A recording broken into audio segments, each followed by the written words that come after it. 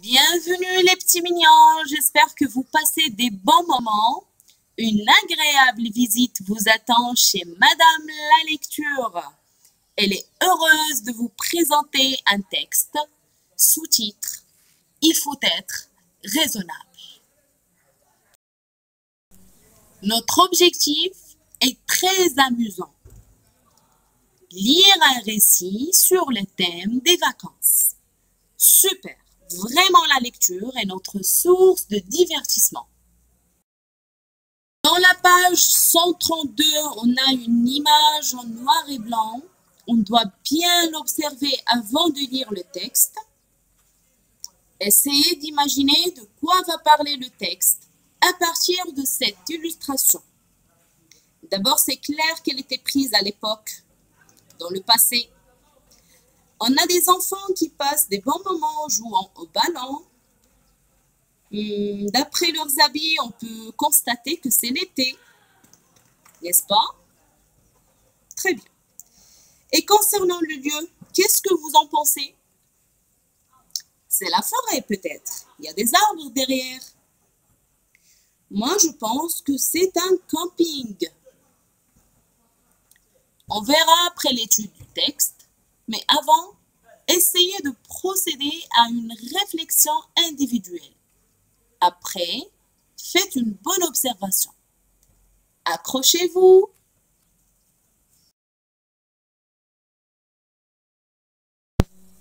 On étudie le titre aussi. Il faut être raisonnable. Ça veut dire quoi, raisonnable? C'est quelqu'un qui agit selon la raison, c'est-à-dire sage, quelqu'un sérieux, intelligent et réfléchi. Mais qui est-ce qui doit être raisonnable? Le personnage principal peut-être? Réfléchissez, quelle est la relation entre le titre du texte et l'image? À votre avis, de quoi va parler le texte? Prenez votre temps pour formuler des phrases correctes. C'est l'heure de la lecture. Restez bien attentifs et suivez avec moi. Le texte est vraiment très facile. Il faut être raisonnable. L'année scolaire se termine. L'appel des vacances est là.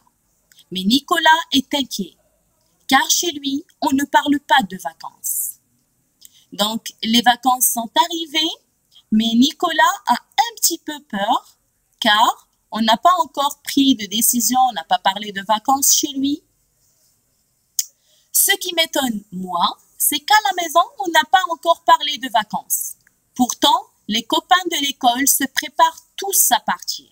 Alors, tous ses amis vont partir en vacances, ils vont voyager, mais lui, il ne sait pas encore. C'est pour ça qu'à la maison, aujourd'hui, j'ai demandé à maman où on allait partir en vacances. Maman, elle a fait une drôle de figure. C'est-à-dire, elle a fait des expressions de visage qui sont bizarres un petit peu.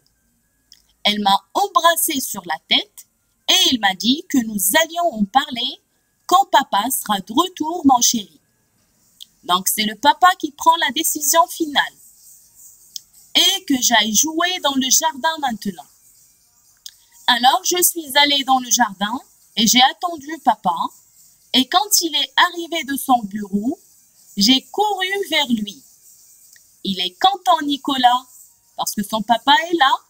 Et maintenant, il va savoir est-ce qu'il va voyager ou non. Il m'a pris dans ses bras. Il m'a fait « Oupla !» Et je lui ai demandé, ben alors, on parle des vacances ou on ne parle pas des vacances? Alors papa s'est assis dans le fauteuil, il m'a pris par les mains et il m'a tiré contre ses genoux. On termine notre lecture. Mon Nicolas est un grand garçon raisonnable, n'est-ce pas? A demandé papa. Oh oui, a répondu maman. C'est un homme maintenant.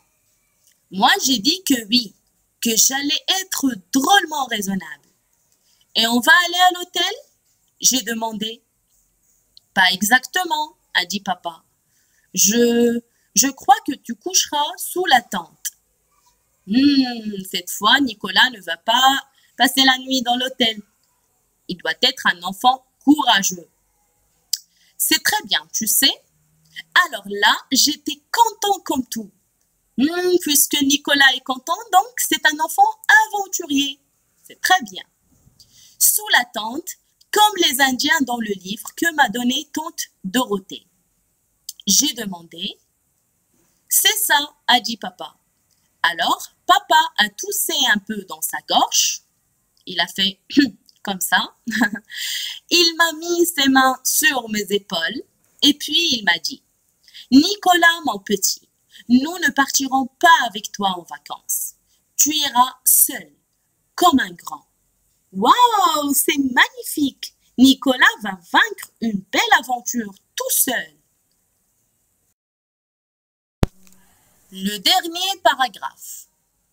Comment seul? J'ai demandé. Vous ne partez pas, vous? Nicolas, a dit papa, je t'en prie, sois raisonnable. Il est temps que Nicolas soit doué de raison.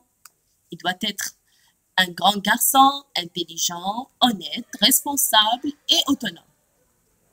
Maman et moi, nous irons faire un petit voyage. Et comme nous avons pensé que ça ne t'amuserait pas, nous avons décidé que toi, tu irais en colonie de vacances. Alors, pour le mot colonie de vacances, c'est lorsqu'un groupe d'enfants sont réunis dans un lieu de villégiature sous la surveillance des moniteurs pour y passer des vacances. Waouh, c'est génial! C'est une belle aventure, vraiment. Alors, Nicolas, mon grand, qu'est-ce que tu en dis? M'a demandé papa. Chouette! J'ai crié et je me suis mis à danser dans le salon. Bien sûr, Nicolas doit être heureux parce qu'il va voyager tout seul. Il est devenu un grand garçon maintenant. Texte écrit par René Goscinny et Jean-Jacques Sampé, extrait de Il faut être raisonnable, les vacances du petit Nicolas Imave, édition Paris 2012.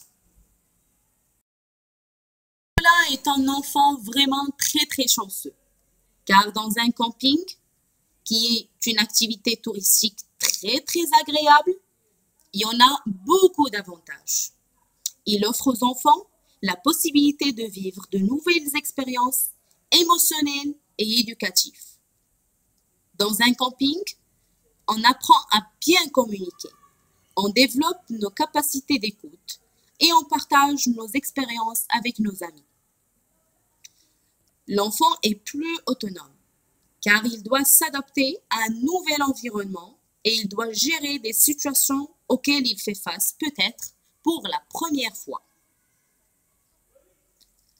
Là-bas, on peut innover et expérimenter de nouvelles activités. Cela aide les enfants à mieux se connaître et à grandir.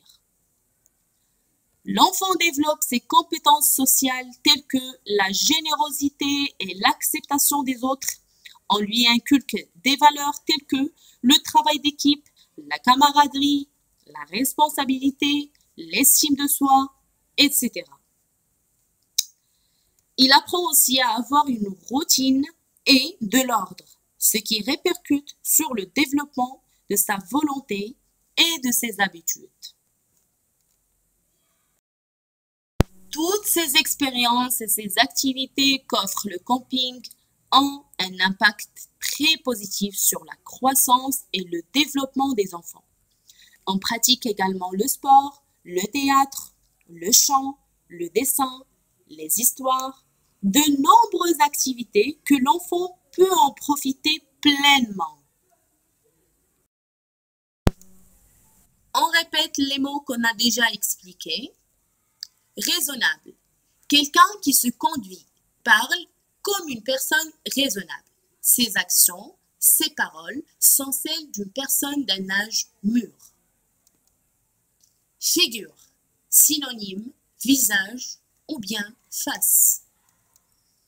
Une colonie de vacances est un hébergement et un programme de loisirs destiné à des enfants, le plus souvent pendant les vacances séparant 2 années scolaires.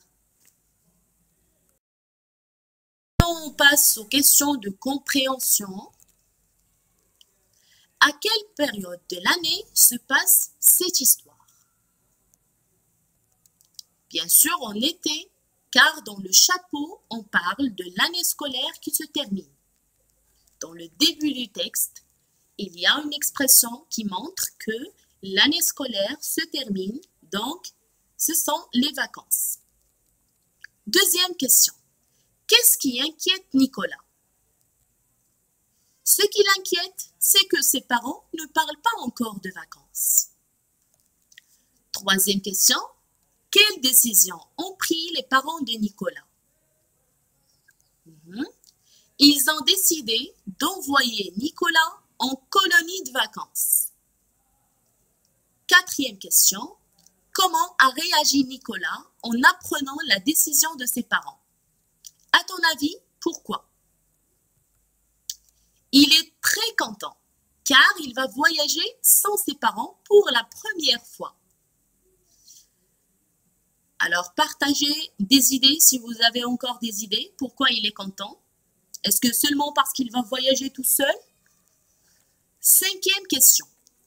Pour quelle raison les parents prennent-ils des précautions avant d'annoncer à Nicolas la destination de ses vacances? Ils ont peur qu'il n'accepte pas de partir seul parce qu'il y en a des enfants qui ne peuvent pas faire ça. Sixième question. Que penses-tu de la réaction de Nicolas? Alors, pour la dernière question, c'est à vous de jouer. C'est selon chacun. Chacun va donner son avis. Et voilà la dernière étape de la lecture.